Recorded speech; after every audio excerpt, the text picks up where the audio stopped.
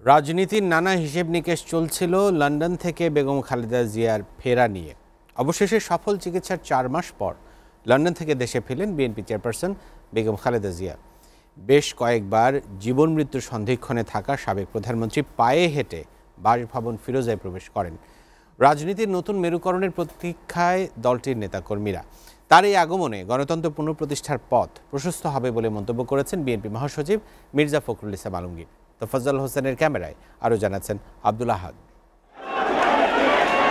জীবন মৃত্যু সন্ধিক্ষণ হলেও বেগম খালেদা জিয়াকে দেশের বাহিরে চিকিৎসা করতে দেয়নি ফ্যাসিস্ট সরকার। দলের নেতাকর্মী ও দেশের মানুষের ভালোবাসায় আপোষহীন থেকেছেন বিএনপি চেয়ারপারসন বেগম খালেদা জিয়া।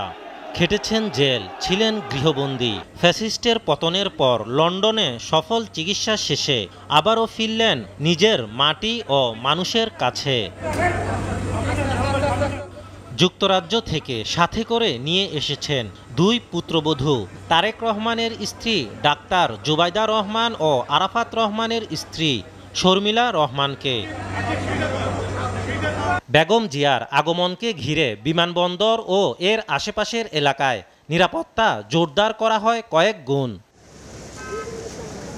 দলের প্রধানকে অভ্যর্থনা জানাতে হজরত শাহজালাল আন্তর্জাতিক বিমানবন্দরে উপস্থিত ছিলেন বিএনপি মহাসচিব মির্জা ফখরুল ইসলাম আলমগীর সহ স্থায়ী কমিটির সদস্যরা।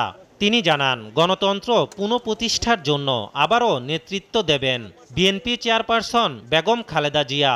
আমরা মনে করি যে বেগম খালেদা জিয়ার এই উপস্থিতি, তার দেশে ফিরে আসা, এটা আমাদের গণতন্ত্রের উত্তরণের পথকে আরও সহজ করবে, দেশকে একটা সঠিক বৈষম্যহীন একটা পরিস্থিতির দিকে নিয়ে যেতে সহযোগিতা করবে। এরপর সকাল 11টা 20-এ চেয়ারপারসনের গাড়ি বহরটি যাত্রা শুরু করে তার গুলশানের বাসার উদ্দেশ্যে। গাড়িবহরে ছিলেন দলটির নেতাকর্মী, আইন শৃঙ্খলা বাহিনীর পাশাপাশি গণমাধ্যম কর্মীরা।